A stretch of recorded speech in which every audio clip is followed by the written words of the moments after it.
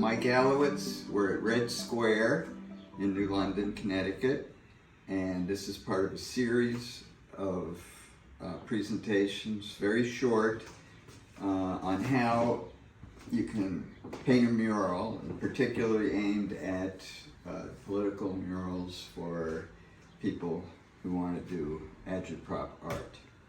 So what I'm going to show you today is how to take care of both water-based brushes and oil-based brushes, because you don't want to use brushes for both. You want to have brushes that you use for water-based paints, you want to have brushes used for oil-based paints. Most of you are going to be using brushes for water-based paints. There will be other presentations about the kind of paint, how you use it, how you use brushes, and all of that. For the moment, let me just say this. This is a new brush. This is a new Scenic Fitch. I'm not going to bother explaining. This is an old one. This is many years old. You can see how the shape has been changed. It's because it's worn down and trained to do exactly what I want it to do. If you take care of your brushes, they will last until they are literally worn down. When I show you the oil-based ones, this brush is probably about 30 years old. It's worn down to just a few hairs. And yet, it's fine. It started out looking something like that. Okay, so what we're going to do is clean the brush in such a way that it preserves the natural oils that are in the bristles, and so that it's clean for you to work with. A lot of people take a brush, they paint with it, and then they scrub it in soap and water. Not good. What you want to do, it's very simple to take care of a brush and keep it clean. I have some water-based paint here, and I'm going to put the brush in. I'm going to really palette it in, so you can see it's worked into the brush there. All right, so I'm done with it.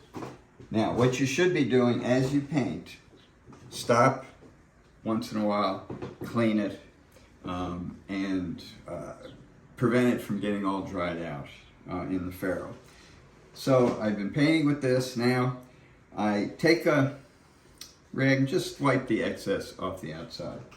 Then take the brush, swirl it around in a bucket of water.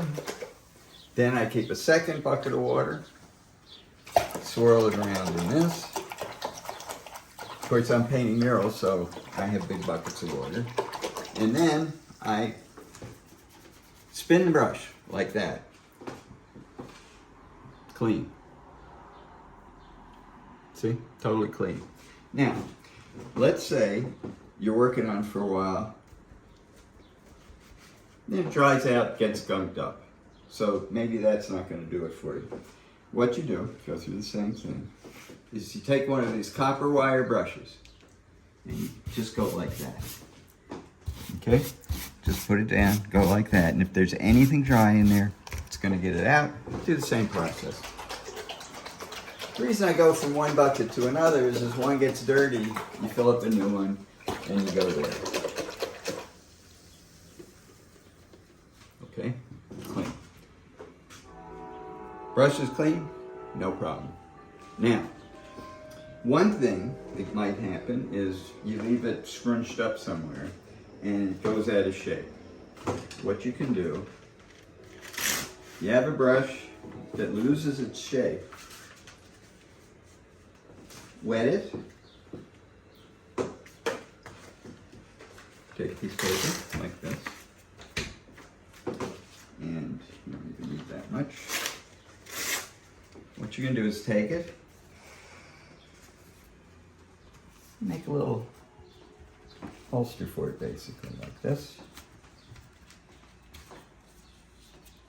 You fold it over, leave it. When it dries, it'll be perfectly shaped. I don't have any misshapen brushes, so I can't show you before and after. Okay, if you're working very large and you're using really huge brushes and you want to, I don't bother. You can get a brush spinner. Brush spinner does the spinning for you. I don't bother with it, except if I'm using a really heavy roller with a big nap on it, it really works well to clean that. But most rollers I use cheap and just throw them away. Quality brushes are usually have round handles, so it makes it easy to spin. If you have a beaver tail, this is a cheap chip brush, beaver tail, you can still spin it like that. And that's all there is to it. Okay? Now, oil-based. These are oil-based enamels, and what you're going to do with oil-based paints is a little different. I have not used these brushes in a long time. These are sign painting brushes, and I haven't been lettering, so I haven't been using them. And you can see, this is a lettering quill, and you can see that it's all oily. That's because you keep it stored in oil. What you do, you keep your brush in oil. When you go to use it, swish it in some mineral spirits or turfs, spin it. So it cleans it up. Now it's pretty clean, right? Okay, I have some oil-based enamel here. All right, now, so I'm painting away, and again, and another one I'm going to show you how you flutter brush and how you use it and all that kind of stuff. But you can see the brush is fully loaded and it's full of paint. All right, again, just a little wipe, no pressure because it'll pull out hairs and stuff. Just to wipe off the excess. Then I spin it around and I spin it, but I do something else with the oil-based. I keep some sapphire brush oil, or you can even use motor oil. Then what you do is you palette the oil into the brush. Now, the viscosity of the oil will lift out any remaining pigment that's in there, right?